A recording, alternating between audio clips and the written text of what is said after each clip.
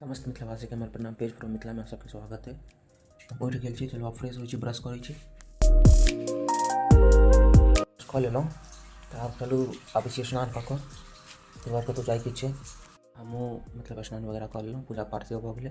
तऽ फ़ोन कऽ कऽ पूछै छी हुनका कि नाश्ता बनल है मेसवलासँ कि नहीं बनल है। तो चलू फ़ोन कऽ कऽ पहिले पूछै छी तब जेबै नाश्ता करऽ।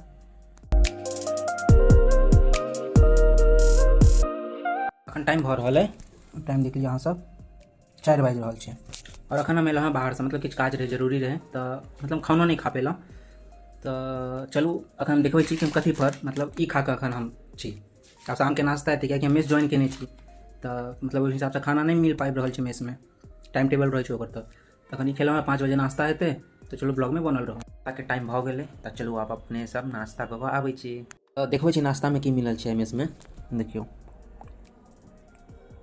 जकरा अपना सब कहै छियै बम अपन मैथिली भाषामे।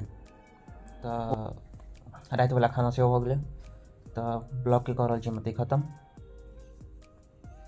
लाइक करू, सब्सक्राइब करू, शेयर करू, कमेंट जरूर करू और अहाँ सबके शुभ रात्रि।